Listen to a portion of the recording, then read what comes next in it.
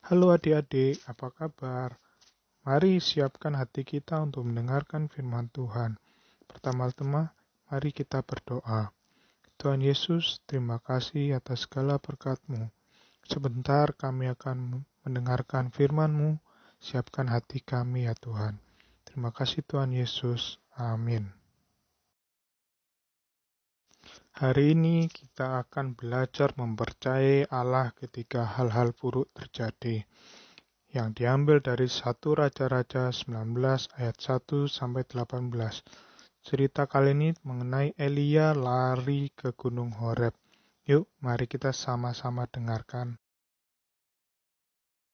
Pada suatu hari, setelah melihat pertarungan antara Elia dan nabi-nabi Baal di Gunung Karmel, Raja Ahab kembali menemui istrinya, Ratu Isabel.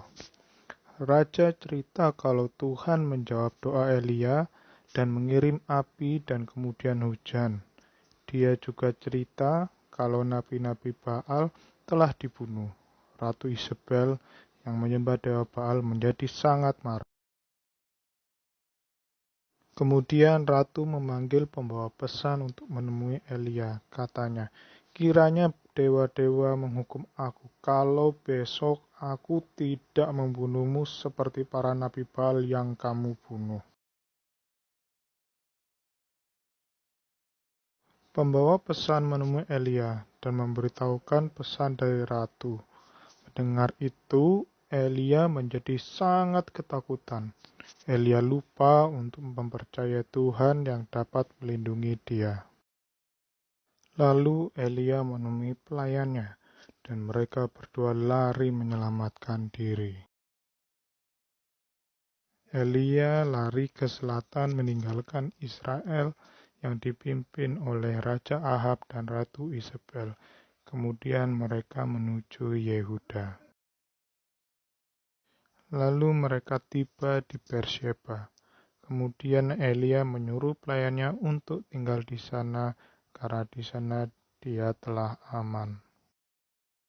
Lalu dengan hati yang putus asa, Elia kemudian pergi memasuki padang gurun sehari perjalanan lamanya. Dengan hati yang takut dan putus asa, Elia kelelahan. Ia singgah di bawah pohon arar dan mengeluh ingin mati, katanya. Cukuplah itu, sekarang ya Tuhan, ambillah nyawaku, sebab aku ini tidak lebih baik dari nenek moyangku. Setelah itu tertidurlah Elia. Tiba-tiba seorang malaikat menyentuh dia, katanya, bangun dan makanlah. Lalu Elia melihat sekelilingnya dan menemukan roti bakar dan kendi berisi air. Setelah makan dan minum, Elia berbaring di bawah pohon lagi dan kemudian tertidur kembali. Malaikat Tuhan kembali kedua kalinya dan menyentuh Elia lagi. Kemudian Elia bangun. Ayo bangun, makan, kata malaikat. Sebab kalau tidak, nanti perjalanan ke depan terlalu jauh buat kamu. Elia kemudian mentaatinya, bangun, lalu makan dan minum. Dengan bekal kekuatan dari makanan itu, Elia kemudian berjalan 40 hari 40 malam melintasi padang gurun sampai mencapai Gunung Horeb. Sampainya di sana, Elia memasuki sebuah gua untuk bermalam. Tiba-tiba Tuhan berbicara, "Apa yang kamu kerjakan di sini, Elia?" Jawab Elia, "Aku bekerja segiat-giatnya bagi Tuhan, Allah semesta alam, karena orang Israel meninggalkan perjanjianmu, meruntuhkan mezbah-mezbahmu, dan membunuh nabi-nabimu dengan pedang. Aku seorang dirilah yang masih hidup, dan mereka ingin membunuhku juga."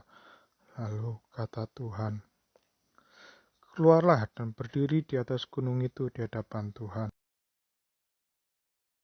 Elia kemudian keluar dari gua, berdiri menunggu Tuhan. Tiba-tiba angin besar membelah gunung-gunung, memecah batu-batu, tapi tidak ada Tuhan dalam angin itu. Setelah angin, lalu datanglah gempa bumi yang kuat.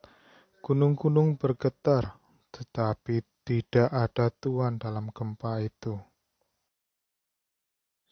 Setelah gempa, datanglah api, tetapi tidak ada Tuhan dalam api itu. Sesudah api, datanglah bunyi angin sepoi-sepoi yang lembut. Ketika Elia mendengarnya, keluarlah ia sambil menyelubungi mukanya dengan jubahnya, berdiri di pintu gua. Lalu bisikan datang. Apakah kerjamu di sini, hai Elia? Elia membalas sama seperti sebelumnya.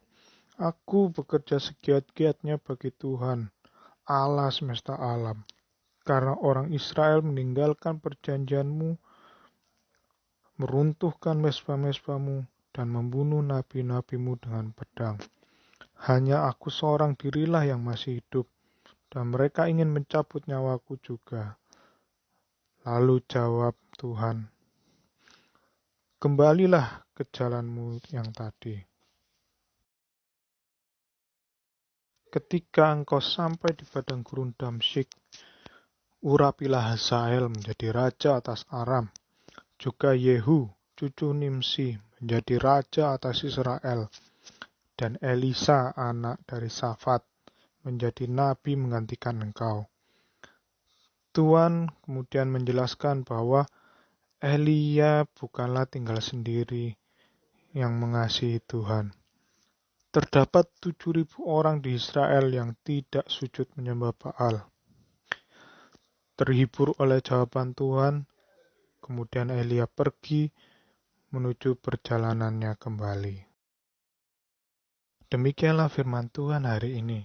Apakah adik-adik pernah merasa seperti Elia, berusaha melakukan keinginan Tuhan, namun hal-hal buruk tetap terjadi? Mungkin ada yang pernah belajar sekuat tenaga untuk ulangan dan tidak mencontek, namun nilainya tetap kurang bagus, atau bahkan jelek dan dimarahin. Atau ada yang pernah merasa kekurangan, apakah itu makanan di rumah, atau uang jajan di sekolah, atau pakaian, atau apapun juga. Apapun masalah yang adik-adik alami, ingat selalu pada Tuhan yang memelihara Elia di waktu susah, akan juga memelihara adik-adik. Dan jangan lupa agar selalu bersyukur atas apapun yang Tuhan sudah berikan. Mari kita sama-sama akhiri dalam doa. Tuhan Yesus, terima kasih Engkau sudah memelihara kami, bahkan di waktu-waktu yang susah Tuhan. Kiranya Engkau terus jagai kami selalu dan ajari kami selalu untuk bersyukur. Terima kasih Tuhan Yesus. Amin.